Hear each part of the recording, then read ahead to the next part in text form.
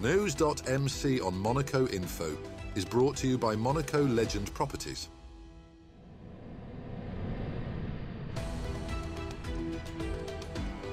Bringing you news on Monaco's economy, culture, sports and more. Welcome to News.mc, your English rendezvous on Monaco Info. Coming up on News.mc, discover past week's top stories and meet the people who make Monaco. My name is David Yakubashvili. I am an organizer of exhibition of Monaco and Napoleons, and I am now on News.mc on Monaco Info. What's been making headline in the past week? The Monaco Yacht Club hosted the National Day celebrations of the Sovereign Military Order of Malta on June 25th, bringing together around 100 distinguished guests. Ambassador Alberto Di Luca praised the long-standing partnership between Monaco and the Order, highlighting joint humanitarian efforts in Lebanon, Senegal, and for children with heart conditions. He also announced a new global cooperation project launching this year with Rotary clubs from Monaco, Dubai, Milan, and Bethlehem.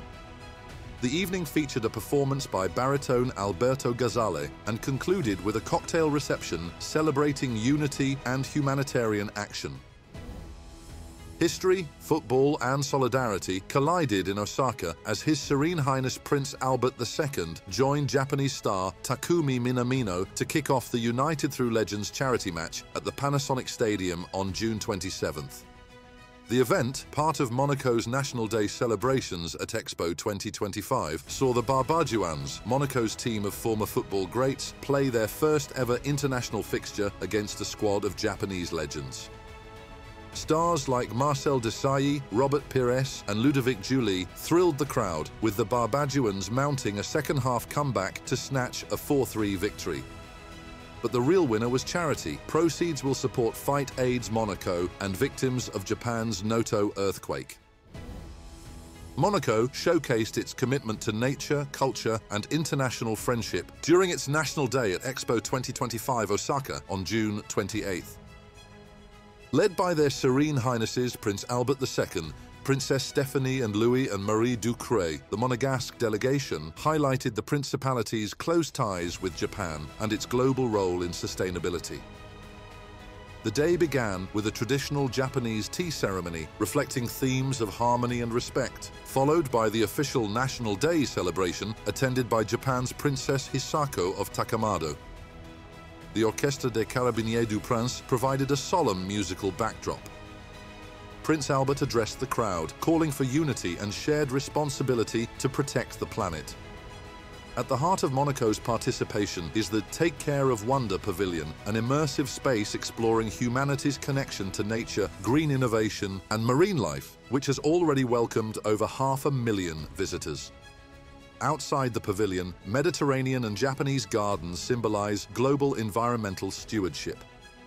To reinforce this, Prince Albert presented an olive tree to Osaka's mayor, a gesture of peace and friendship. The day ended with performances from the Ballet de Monte-Carlo, the Academy Princess Grace, and the Carabiniers Orchestra, celebrating Monaco's cultural flair and humanist spirit. The Prince's closing message, protecting nature and building global connections is essential for a sustainable future. The Monaco Academy of the Sea, A2M, launched its second summer session on June 30th. The event was opened by Laurent Anselmi, president of A2M, who welcomed 40 participants from multiple continents for an intensive program exploring maritime issues.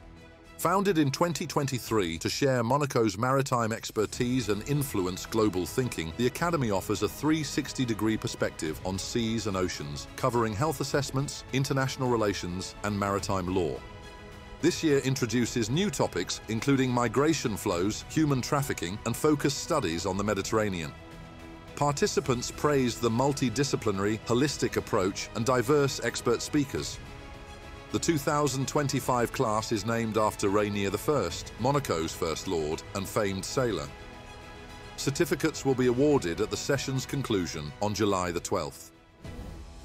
The Monaco Economic Board concluded a productive mission to Japan, strengthening ties following National Day celebrations at Osaka's World Expo. Nearly 30 Monegasque companies joined the trip, which included high-level meetings and the signing of a memorandum of understanding with the French Chamber of Commerce and Industry in Japan. Over 50 Japanese companies attended events showing strong interest in collaborations across sectors from aviation to luxury wellness.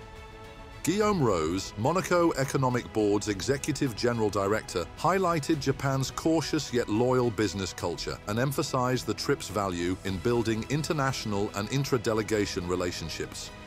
The mission reinforced Monaco's economic diplomacy, showcasing its commitment to opening global markets and positioning the Principality as a proactive, trusted economic partner. The Fort Antoine Theatre launched its summer season with a captivating concert by Stella Cole on July 1st. At just 25, the Illinois-born jazz singer enchanted the Monaco audience with her smooth vocals, timeless interpretations, and infectious smile.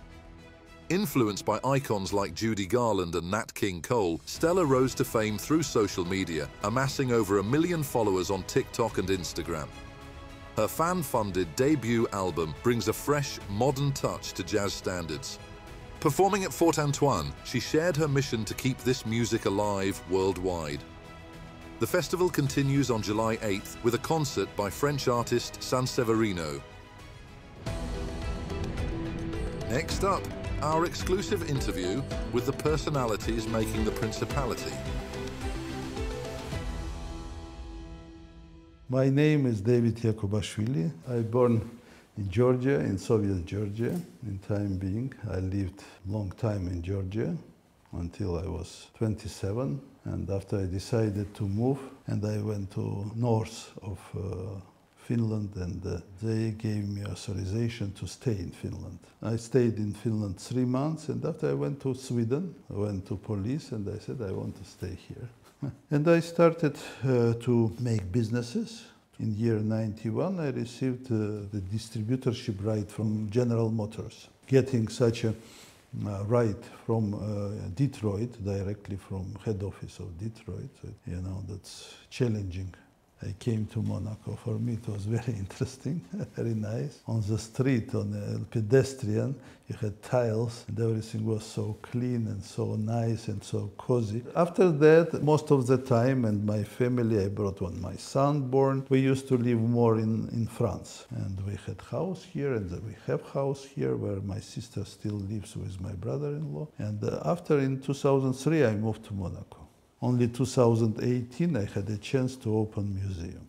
I see so many people, supporters of Napoleon, really, who remember him and who paying respect to him, very high level of respect. And in Paris I acquired boxes, snuff boxes, with Napoleon and his family. And it was quite interesting. After that, wherever I could find it, Josephine or sisters of Bonaparte, of his brother, or Eugenie, or Imperatrice, or whatever was in connection with Monaco. I have a lot of stuff, a lot of interesting paintings, pictures, some documents, important documents, which might be always interesting. And we are planning to start exhibition on the 11th of July until 31st of August. More than 250 items, it will be there. We have chosen such a special geometry. It will be separated on different rooms where we can see all kind of periods within 19th century. Many objects which are dedicated to that period of time, relationship with Josephine and so on. Monaco got independence. Monaco was introduced with a law, Napoleonic law in Monaco, and still it works. Many countries, they can say that they are using Napoleonic law. This is very remarkable. After that, we are showing another grandfathers of our prince, our royal family, and relationship with Napoleon III. After Napoleon, Monaco got the first independence in times of Honoré V, and started to be more independent, leaving a footprint in European development. It was a very big honor to show the relationship between French Empire and the small Monaco, which is playing not the last role until now, to keep relationship and just to bring it up to modern times. Talent, it should be talent, but what it is talent? Talent as well. If you work out the talent inside yourself, it will work. If you will not, it will die. Whatever talents you have, they will die. All of us, we are the same, you know, we have stars. That's why if you will catch your star, you should go and do it.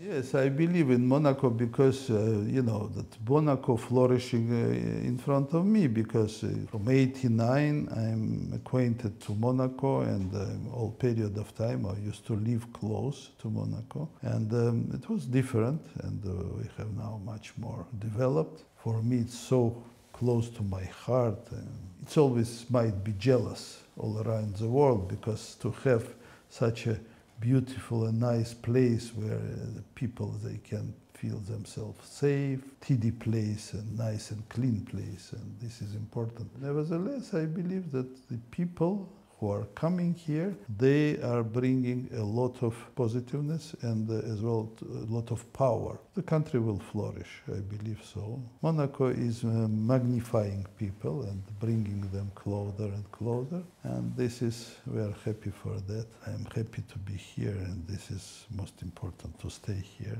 And I don't see myself somewhere else, you know. That's all for today. Thank you for watching News.mc, your English rendezvous on Monaco Info. Discover the full interview and more stories on our websites, News.mc and MonacoInfo.com. Next week, we will receive Chloe Boscagli, head of the Attractiveness Unit and director of Monaco Private Label. This show is intended to provide a summary of the past week's top stories for the English-speaking audience. For daily and real-time news updates in English, please visit News.mc and subscribe to our free daily newsletter. For French news, visit MonacoInfo.com. This show was brought to you by Monaco Legend Properties.